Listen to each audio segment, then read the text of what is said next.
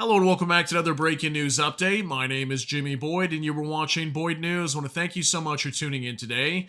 I've got breaking news coming out from the Middle East to share with you. So we're going to be talking about the war between Israel and Hezbollah, and maybe some of you guys have heard this information as it's been out for a couple hours now, but Israel and Lebanon agreed to a ceasefire. Okay, so Hezbollah and Israel looks like the fighting is going to end according to Joe Biden, the president of the United States. Looks like the U.S. and France have brokered a deal for Israel and Hezbollah to agree to. So the ceasefire is expected to begin at 4 a.m. local time on Wednesday, which is just a few hours from the time that I record this. So it should be in effect by the time you guys see this video as well.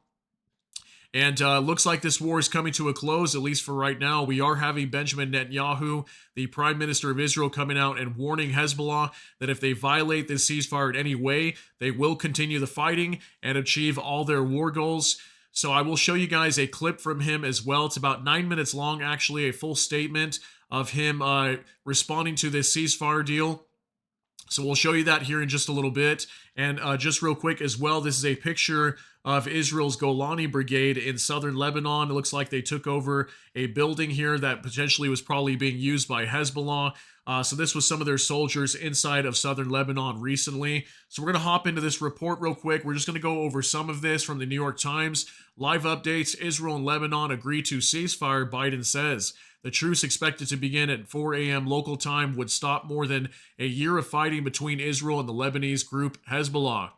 It says right here, President Biden on Tuesday announced a ceasefire deal to stop the fighting between Israel and the Lebanese armed group Hezbollah, raising hopes that it could bring a lasting end to the deadliest war in Lebanon in decades. Minutes earlier, the Israeli Prime Minister's office announced that ministers had approved the ceasefire proposal. The fighting has displaced over a million Lebanese and tens of thousands of Israelis, killed more than 3,000 Lebanese and 100 Israelis, and upended the regional balance of power. Speaking in a televised address from the White House, Mr. Biden said the ceasefire would go into effect at 4 a.m. Wednesday in Israel and Lebanon. He said the deal was intended to definitely end the war between the two sides, calling it designed to be a permanent cessation of hostilities. So we'll see if that will be the case. I mean, we saw with Gaza before, Hamas down in Gaza, they violated the ceasefire agreement at one point, then the war commenced, and right now Israel's still fighting down in Gaza right now. So it says Hezbollah did not immediately comment on the announcement. Lebanon's government, which does not control Hezbollah but plays an essential role in the deal, was set to meet on Wednesday morning to discuss the ceasefire agreement. Israel's Security Cabinet approved the U.S.-backed proposal late on Tuesday night. After hours of deliberations, the Israeli government said in a statement. Shortly afterward, Benjamin Netanyahu, the Israeli Prime Minister, spoke with Mr. Biden to reiterate that Israel would crack down on any threat to its security. In an address on Tuesday night to the Israeli public, Mr. Netanyahu sought to rebuff a right-wing criticism at home over the decision to end the war with Hezbollah. He argued a truce was necessary to allow Israel to focus on the threat posed by its regional adversary, Iran, to isolate Hamas and to replenish weapon stockpiles. We will respond forcefully to any violation of the ceasefire by Hezbollah, Mr. Netanyahu said. Under the agreement, Israel would gradually withdraw its remaining forces from Lebanon over the next 60 days, while Hezbollah would not be allowed to entrench itself near the Israeli border, Mr. Biden said. Civilians on both sides will be able to safely return to their communities and begin to rebuild their homes, their schools, their farms, their businesses, and their very lives, he said. Mr. Biden said the Lebanese army and security forces would deploy and take control over their own territory again, and that the United States, France, and other allies had pledged to ensure the deal worked. We've determined this conflict will not just be another cycle of violence, he said. So from what I understand, Israel is going to fully withdraw from Lebanon, and also Hezbollah is going to move beyond the Litani River, which is approximately about quarter of the way into Lebanon if you're coming from Israel. So they are supposed to be moving pretty far up into Lebanon, and then also the Lebanese military is supposed to be moving down to the southern border of Lebanon to secure the border and prevent Hezbollah from ever moving back there again. So I also want to show you guys the clip from Benjamin Netanyahu here. Again, it's about 9 minutes long. It's going to be over here on X, and it's from the Prime Minister of Israel. It says Prime Minister Benjamin Netanyahu, the length of the ceasefire depends on what happens in Lebanon. We will enforce the agreement and respond fully to any violation. We will continue united until victory. So I want to show you guys this full clip so you can see Benjamin Netanyahu, how he's speaking, how he potentially feels about this ceasefire agreement. And he's going to talk about a lot about the, if Hezbollah violates this ceasefire agreement, that they're going to respond to this. This war is most likely going to continue. So that's why he's saying it really is in the hands of Hezbollah and how they respond to this ceasefire agreement. So go ahead and take a look at this real quick. אזרחי ישראל, הבטחתי לכם ניצחון ונשיג ניצחון. נשלים את חיסול החמאס, נשיב את כל חטופינו, נבטיח שעזה לא תהווה עוד איום על ישראל, ונחזיר את תושבי הצפון בבטחה לבתיהם. המלחמה לא תסתיים עד שנשיג את כל יעדיה, ובכלל זה עד שלא נשיב את תושבי הצפון בבטחה הביתה. ואני מבקש לומר לכם, זה יקרה בדיוק כפי שזה קרה בדרום. ידידיי תושבי הצפון, אני גאה בכם. אני גאה ביכולת העמידה שלכם, ואני מחויב לחלוטין לביטחונכם, לשיקום יישוביכם, לעתידכם.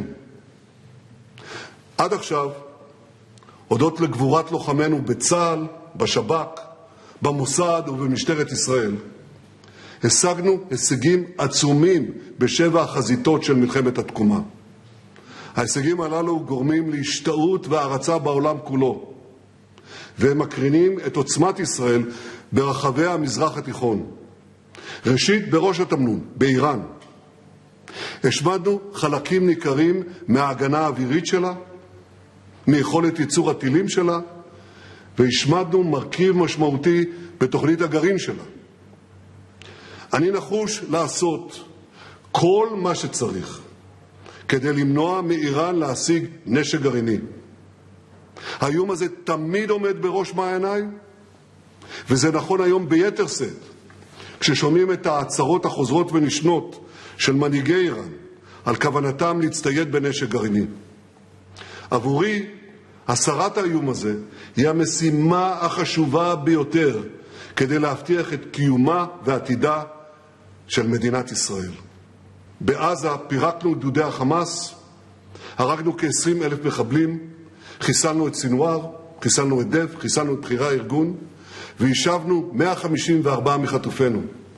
אנחנו מחויבים להשיב את כולם הביתה, את 101 החטופים שנותרו בעזה, החיים והחללים כאחד, להביא קץ לסבל הנורא של משפחותיהם, ואנחנו כמובן מחויבים להשלים את השמדת החמאס. ביהודה ושומרון אנחנו מחסלים מאות מחבלים. אנחנו משמידים תשתיות טרור, ואנחנו פועלים בכל מעוזי הטרור. אין מקום שאנחנו לא מגיעים אליו. בתימן תקפנו בעוצמה את נמל חודדה של החות'ים, מה שלא עשתה הקואליציה הבינלאומית לפני כן. בעיראק בלמנו בהצלחה, אנחנו עדיין בולמים, התקפות רבות של כטב"מים, וגם כאן יש לנו אתגרים לפנינו. בסוריה אנחנו מסכלים בשיטתיות את הניסיונות של איראן, חיזבאללה והצבא הסורי להעביר חימושים ללבנון. אסד חייב להבין, הוא משחק באש. ועכשיו החזית השביעית, לבנון. חיזבאללה בחר לתקוף אותנו משם ב8 באוקטובר. חלפה שנה, זה כבר לא אותו חיזבאללה. החזרנו אותו עשרות שנים אחורה. חיסלנו את נסראללה, זה הציר של הציר. חיסלנו את כל בכירי הארגון, השמדנו את מרבית הטילים והרקטות שלו, חיסלנו אלפי מחבלים, והשמדנו את תשתיות התת-קרקע והטרור שסמוכות לגבולנו, תשתיות שנבנו במשך שנים. תקפנו מטרות אסטרטגיות בכל רחבי לבנון, והפלנו עשרות רבות של מגדלי הטרור בדחיה. האדמה בביירות רועדת. אזרחי ישראל, רק לפני 3 חודשים, כל זה היה נשמע מדע בדיוני. אבל זה לא מדע בדיוני. עשינו את זה. ואני מבקש לומר לכם, בכל רגע נתון של ניהול המערכה הזאת, אני מסתכל על כל החזיתות במקביל. כך נהגתי כשהחלטתי בתחילת המלחמה להתמקד בעזה, ולא לפתוח חזית שנייה רחבה בלבנון. כך נהגתי לפני חודשים אחדים, כשבשלו התנאים לפנות צפונה, ואז החלטנו להתמקד בחיזבאללה. כך נהגתי בעקבות מתקפת הטילים מאיראן, כשבחרנו בקפידה את עיתוי התגובה ואת אופי התגובה. וכך אני נוהג גם היום. אני מסתכל על כל החזיתות במקביל, אני רואה את התמונה הכוללת, ואני נחוש לתת לחיילים שלנו, לחיילים הגיבורים שלנו, את מלוא האמצעים לשמור על חייהם ולהביא לנו את הניצחון.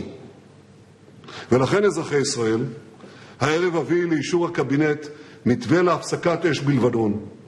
משך הפסקת האש תלוי במה שהתרחש בלבנון.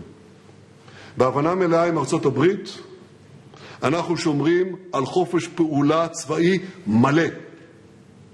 אם חיזבאללה יפר את ההסכם וינסה להתחמש, אנחנו נתקוף. אם הוא ינסה לחדש תשתיות טרור בסמוך לגבול, אנחנו נתקוף. אם הוא ישגר רקטה, אם הוא יחפור מנהרה, אם הוא יכניס משאית עם טילים, אנחנו נתקוף. כן, אני שומע את הטענה, שאם ניכנס להפסקת אש, לא נוכל לתקוף ולא נוכל לחדש את המלחמה. אני מזכיר לכם, זה בדיוק מה שאמרו לי, אבל בדיוק. כשעשינו את הפסקת האש בעזה לצורך שחרור חטופינו. אמרו שלא נחזור להילחם, חזרנו להילחם, ובגדול. אומרים לי, טוב, חיזבאללה יישב בשקט שנה, שנתיים, הוא יתעצם, ואחר כך הוא יתקוף אותנו. אבל חיזבאללה יפר את הפסקת האש לא רק אם הוא יירה עלינו, הוא יפר את ההסכם גם כשהוא ינסה להתחמש כדי לירות עלינו בעתיד. על כל הפרה שלו נגיב בעוצמה. אני יודע שיש כאלה שלא מאמינים שנעשה זאת, אבל רבים גם לא האמינו. לא האמינו שניכנס קרקעית לרצועת עזה, ונכנסנו. לא האמינו שניכנס לשיפה ולח'אן יונס, ונכנסנו. לא האמינו שמול הלחצים הבינלאומיים הכבירים ניכנס לרפיח ולפילדלפי, ולא רק שנכנסנו, תקפנו, ועוד איך תקפנו. היו גם רבים שלא האמינו שנתקוף בלבנון, וגם שם תקפנו. תקפנו בעוצמה ובתחכום שהפתיעו את העולם כולו. אז אחרי כל זה, אולי כדאי להתחיל להאמין בנחישות שלנו, בדרך שלנו, במחויבות שלנו לניצחון. אז למה לעשות הפסקת אש עכשיו? יש 3 סיבות עיקריות. סיבה ראשונה, התמקדות באיום האיראני, ולא ארחיב על כך. סיבה שנייה, רענון כוחות וחידוש מלאים. ואני אומר לכם בגלוי, כי זה לא סוד. היו עיכובים גדולים בהספקת נשק וחימושים, והעיכוב הזה עומד להשתחרר בקרוב. נצטייד באמצעי לחימה מתקדמים שישמרו על חיי חיילינו ויתנו לנו כוח מחץ נוסף להשלים את משימותינו. וסיבה שלישית להפסקת אש, ניתוק הזירה ובידוד החמאס. מהיום השני של המלחמה, החמאס בנה על חיזבאללה שילחם לצידו. וכשחיזבאללה מחוץ לתמונה, החמאס נותר לבד במערכה. הלחץ שלנו עליו יגבר, וזה יסייע למשימה הקדושה של שחרור חטופינו. אזרחי ישראל, בשנה האחרונה הפכנו את הקערה על פיה. הותקפנו ב7 חזיתות והשבנו מלחמה שערה. אנחנו משנים את פני המזרח התיכון. את כל זה אנחנו עושים בזכות החיילים הגיבורים שלנו, בזכות העמידה האיתנה שלכם, ובזכות הניהול התקיף והמושכל של המלחמה. אמרתי פעמים רבות, הסכם טוב זה הסכם שאוכפים אותו, ואנחנו נאכוף אותו. בעזרת השם נבסס את הביטחון, נפריח את הצפון ונמשיך יחד עד הניצחון. Okay, guys, definitely a long statement from Benjamin Netanyahu. Thanks for hanging in there. He definitely talked about a lot of different things in this statement. And some of the biggest things that I take from here, it looks like what they're going to do is they're going to start focusing on Iran heavily and the threat of nuclear weapons. That's obviously a major threat to Israel, even the United States and Europe. And then, talking about Hamas, they're going to isolate Hamas. Continue focusing on Hamas. They clearly still need to get their hostages back that have been stuck in Gaza for well over a year now. And then another big thing that he mentions is bringing their troops back so that way they can get a breather, relax a little bit. They've been at heavy war for over a year now, not only with Hezbollah, but also in Gaza. So their troops are very stretched thin at the moment, and they want to cut off this front inside of Lebanon and be able to focus more on Gaza and Iran. Okay, and then also at the same time rebuild their stocks and replenish their supplies that they need. Okay, so they've probably been losing lots of equipment inside of Hezbollah. We know a lot of tanks have been destroyed over there. We've been hearing a lot about that. And also they've been dropping bombs left and right like crazy in Lebanon, especially even just today. Apparently they were launching major airstrikes just hours before the Israeli cabinet was meeting to vote and agree on this ceasefire. Okay, so looks like Israel's taking a different approach, and we'll see how long this ceasefire stays into effect, and whether it stays permanently or maybe soon in the future we see Israel and Hezbollah fighting again. But that's good news in a way that they are discontinuing their attacks on each other, because both sides has been heavily bombing each other for a very long time now. And hopefully the citizens who choose to not be a part of this war can actually get some good rest and not have to worry about bombs coming in over their heads. So I just want to give you this huge update today, let you know what's happening over here in the Middle East when it comes to Israel and Hezbollah, and we'll see what happens starting tomorrow when this ceasefire goes into effect. We'll see if it actually does stick. But let me know what you think down below. That's going to be it for today's update. If you got something out of this, please smash that like button. Also, if you enjoy my content, please consider subscribing down below. Hit the notification bell. That way YouTube can notify you. And with that, hope you all have a great day. Everybody take care and God bless, and we'll see you in the next one.